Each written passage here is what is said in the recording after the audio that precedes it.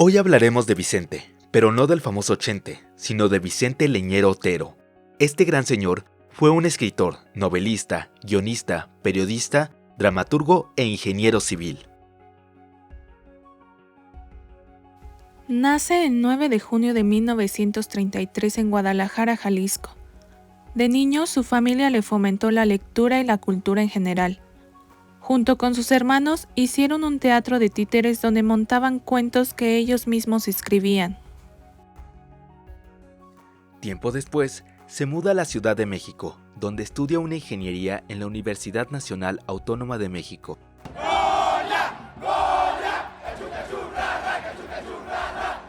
Donde recibió burlas y actitudes discriminatorias por parte de sus maestros y alumnos.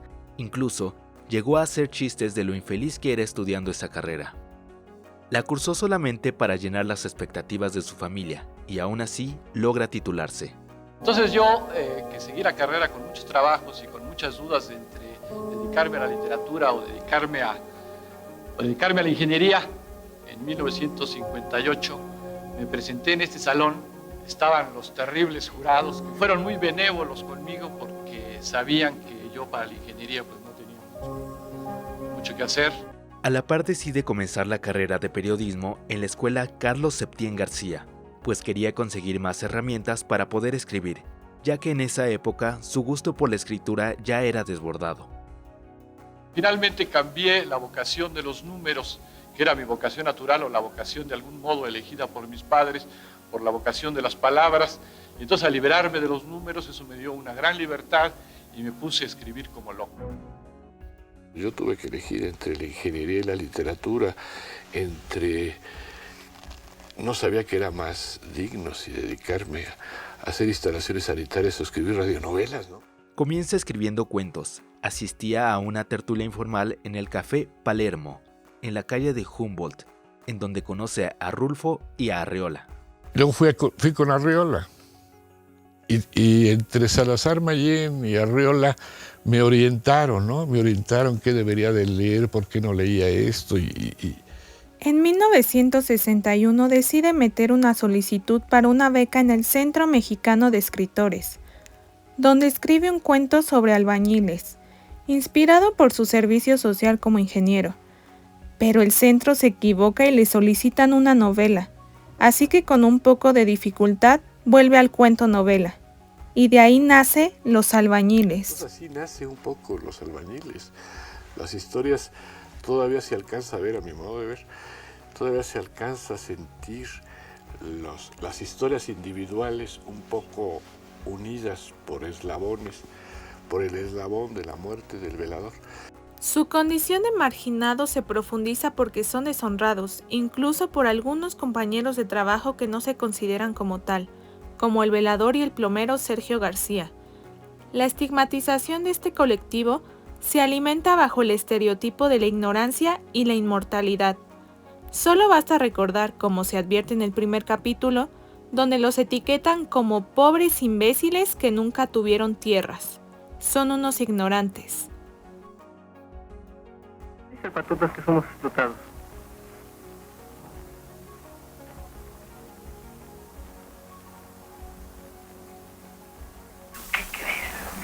Esta obra ganó el premio Biblioteca Breve. Aún así, Los Albañiles no fue su primera novela publicada. Para ese entonces ya existían La Polvadera y La Voz Adolorida. Siempre he sentido que el escritor no tiene más remedio que escribir. De lo que vive, de lo que siente, de lo que sufre, de lo que sabe. Formó parte de la Academia Mexicana de la Lengua desde el año 2010.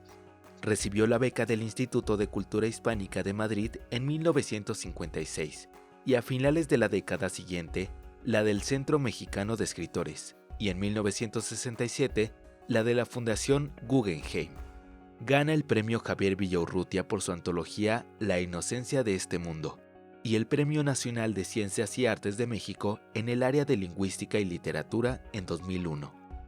En 2011 fue galardonado junto a José Agustín con la Medalla Bellas Artes de México, que otorga el Instituto Nacional de Bellas Artes. Convirtió el periodismo en literatura y años más tarde entra como director en la revista Claudia, y en revistas de revistas. Después trabaja en el periódico Excelsior, junto a Julio Scherer, quien le brinda la oportunidad de armar un pequeño equipo de escritores con el cual logran posicionar al periódico como el más importante del habla española en aquel tiempo.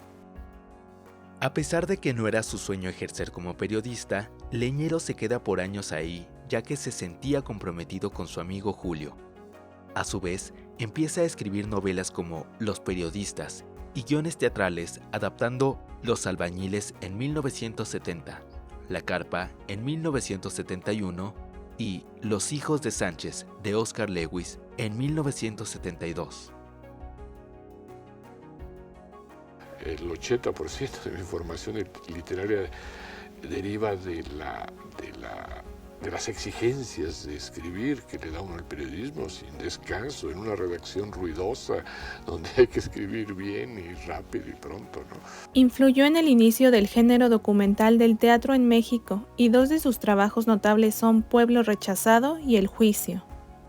Teatro, yo empiezo haciendo un teatro documental en donde no invento nada, sino lo reporteo de alguna manera. La subsistencia del teatro se debe o se finca fundamentalmente en eso, en encontrar un lenguaje propio, distinto a cualquier otro medio. Cuando Leñero y Scherer estaban decididos a dejar Excelsior, un golpe fuerte llega, pues el presidente de ese entonces, Luis Echeverría, se ofende en que los periodistas no lo elogiaban y decían injurias sobre él y su gobierno, ya que en aquel entonces estaba prohibido hablar mal del presidente, del ejército y de la Virgen de Guadalupe.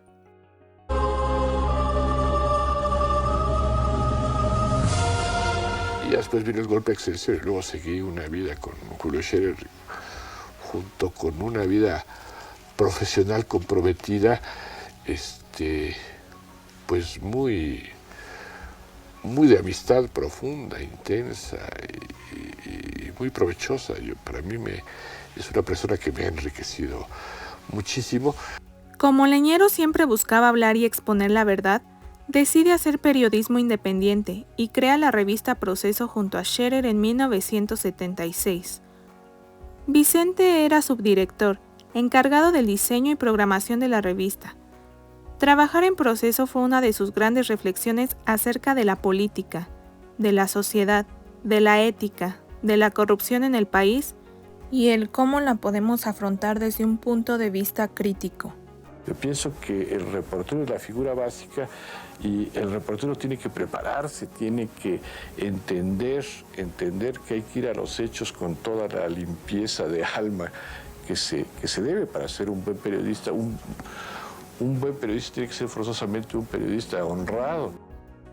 En sus tiempos de periodista, le llamó la atención el polémico caso del monje Lemercier de Cuernavaca, que había introducido el psicoanálisis dentro de su congregación, provocando un escándalo entre la jerarquía eclesiástica.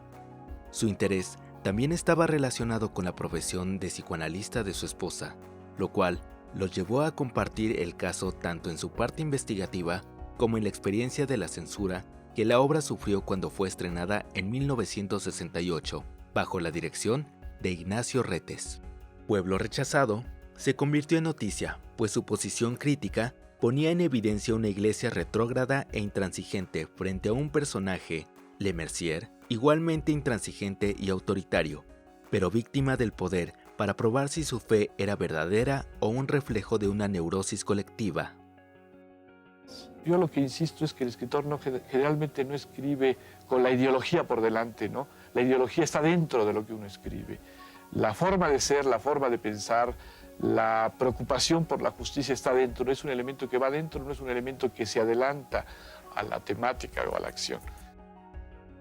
En los años 80, Leñero publicó con éxito varios libros documentales como La gota de agua y Asesinato, el doble crimen de los Flores Muñoz, y algunas obras famosas más como El Evangelio de Lucas Gavilán, Redil de ovejas y La vida que se va. No satisfecho con todo lo antes ya mencionado, decide hacer unas cuantas radionovelas y telenovelas. Leñero también incursionó en otros géneros. Fue guionista de la película El crimen del padre Amaro en 2002. una de las películas mexicanas más exitosas, basada en la novela homónima de Eca de Queiroz.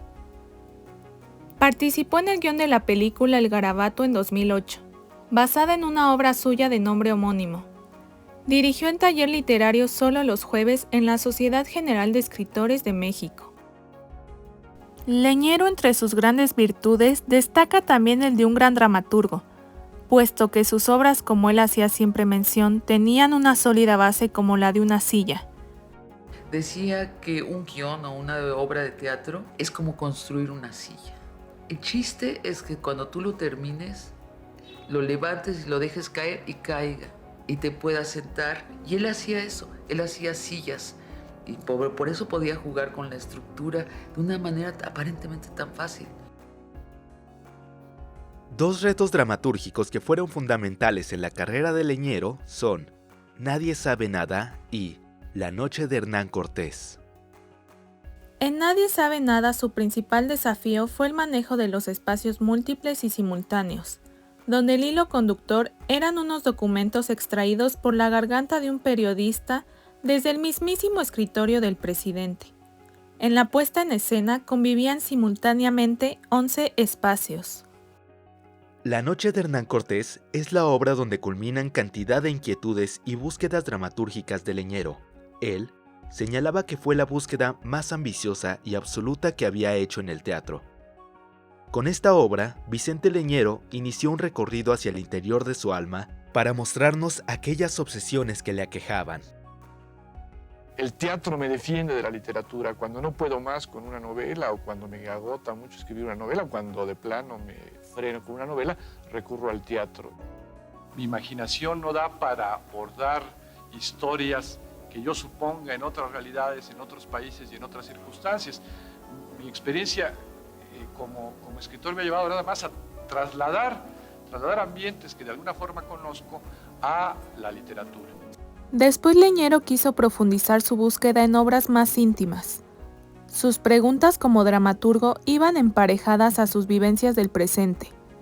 Así que después de un Cortés que está perdiendo la memoria, escribió una trilogía, La visita del ángel, teniendo como protagonistas a los ancianos.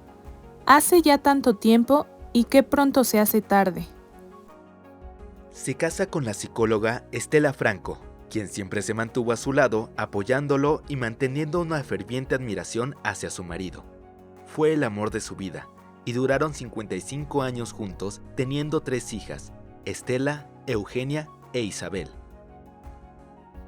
A Leñero le gustaba mucho escribir cuentos en los que los personajes fueran sus hijas o sus nietas. Les dedicaba una historia entera a cada una de ellas para que después pudieran leerlas y lo recordaran.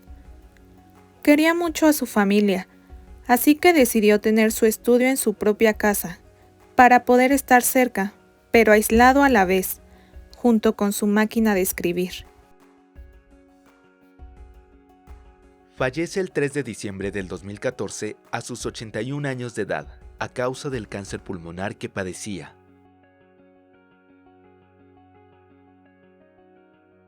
Vicente Leñero, un hombre de fe, un hombre honesto, generoso, inteligente, sarcástico, creativo y sencillo, quien durante toda su vida, y apoyado fielmente por una máquina de escribir, tinta y papel, se mantuvo cazando las verdades incómodas de un mundo de desigualdades, y con un espíritu riguroso, se obsesionó por escribir sin adornos las historias que le tocaron el alma. Leñero nos ha legado una amplia y trascendente huella tanto en la literatura, el periodismo, la dramaturgia y el cine, y a las futuras generaciones nos tocará buscar su voz y su alma en sus obras, sus personajes y en cada rincón de sus palabras, a través de las cuales siempre quiso plasmar nuestra irónica y esperanzadora realidad. La ironía es la mejor arma que poseen el periodista y el escritor. Pienso que en la escritura ocurren azares como en la vida, ¿no? Que de pronto uno se encuentra en la calle a un amigo y ese amigo lo invita a algún lugar o le ofrece un trabajo. El azar determinó ese encuentro y ese encuentro nos hizo seguir por un camino determinado.